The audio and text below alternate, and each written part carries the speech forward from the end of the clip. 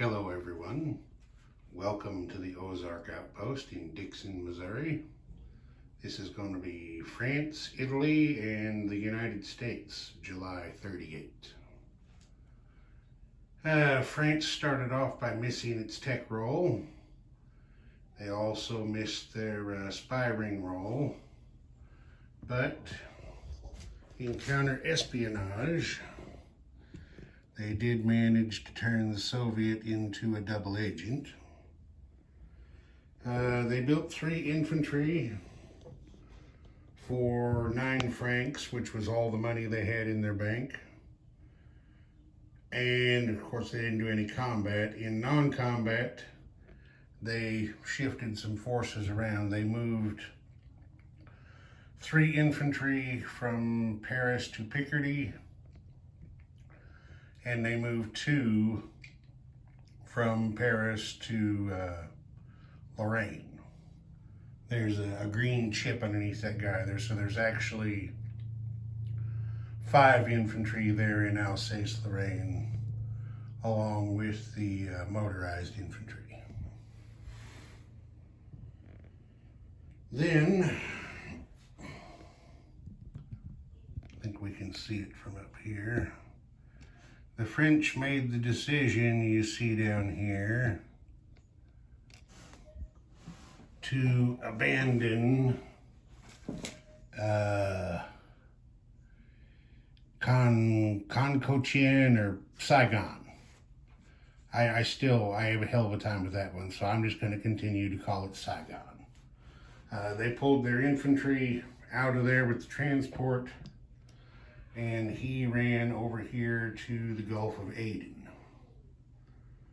We're not sure yet where he's going to wind up, but with the Japanese fully entrenched in the Dutch Indies down there, he didn't see any reason to remain just to be a sacrificial lamb. So they're going to move him some of that infantry somewhere where hopefully he can make a contribution and actually do some good. By moving the ship, the French did spend 1 oil, collect 3 from the United States for a net gain of 2. And France is now up to 10 on the IPP chart. So that's what they collected and what they will have for their next turn. Okay, Italy started off by getting stage 1 of improved factories with their tech roll. They missed their spy ring roll, but then eliminated a French spy from Rome. He's gone now. You see there's just an American spy and it looks like a Soviet double agent down there in Rome. Mussolini built 5 militia. He didn't do any combat. He didn't do any moves down in Spain. Twist my camera here. What he did do, since he sent the volunteer militia to Spain, he weakened himself at home. So he built 5 militia. He put 1 there at Sardinia to garrison it. And then he just walked right up Italy, putting a militia in each land zone. Try to give himself some defense at home. Italy spent 0 oil and collected their 2 from the United States. Okay, now on to the United States. With their 4 tech rolls, they got stage 1 of improved factories and stage 1 of attack transports. They put spy rings into Berlin And Tokyo, you see there. There's the American there in the center of the screen. And they missed with their counter-espionage.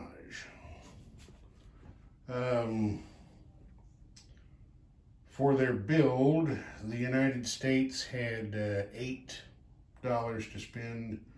They finished their fleet carrier, and you see there they started a nuclear reactor. That's one of the required components for building atomic bombs, and it's a 333 build. Okay, KMT built 2 infantry and a militia with their 8 IPPs. Then they tried to go on the offensive here. Chiang Kai-shek tried to attack from Sichuan up here into Shenxi. He had a 1-unit advantage. Both sides were supported by commanders. The commander that had been in Hopei came over here to support the attack. On round 1, the KMT didn't score any hits. They lost 1 infantry to the defending Chi-Coms. And after that, even match with going up against a couple of mountain infantry, they just decided it wasn't worth it. They took a shot, came up short, and retreated to live to fight another day.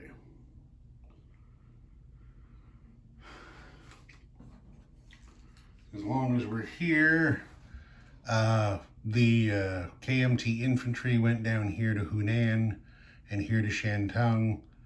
The militia went to Nanking. The United States placed their carrier over here off of San Francisco in non-combat movement. They moved their tactical bomber from the Pacific Northwest down to the western states so that then it could join the carrier when it went on the map. And the under construction marker is here in the Pacific Northwest. That's where the nuclear reactor will be going when it's finished. So the United States spent 2 oil, collected its 6 for a net gain of 4. And then KMT collected 8 IPPs, 7 for their income, and +1 for the opium there in Sichuan. The United States collected $18. That's what they're up to now after the Japanese took over the Dutch East Indies, and the United States got a income increase roll for that. So let's just do our end of the calendar turn look around here. There's the western United States stockpiling buku oil.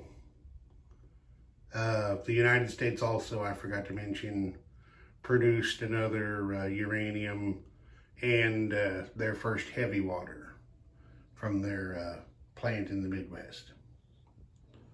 Here's the situation in the Far East. Japan and the Soviets not picking at each other yet.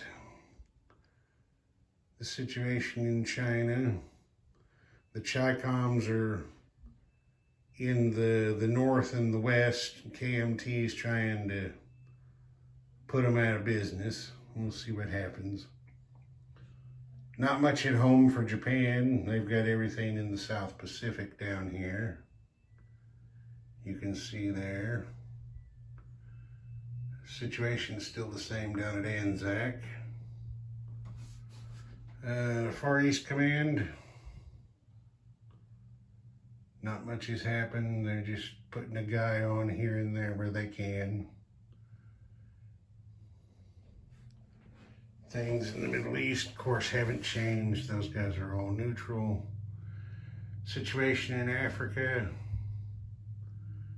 pretty much the way it was at the start of the game. The main difference is the British really bulked up the mid squadron. Everything else, there's the situation in Spain. The Republicans are down to their last territory. General Franco is trying to move in for the kill. Things here in Western Europe. France is mobilizing what it can for its defense. Germany, of course, it's pretty well obvious, is setting up for their attack into Poland. The Brits building and positioning their navy a little bit, trying to get themselves ready, you see there, to go out and hunt U-boats. Over here, guess we'll try to get down here to the roundels. You see there's lots of espionage and counter-espionage activity. Lots and lots of guys on the roundels there. A lot of spies have been turned to doubles. A whole bunch have.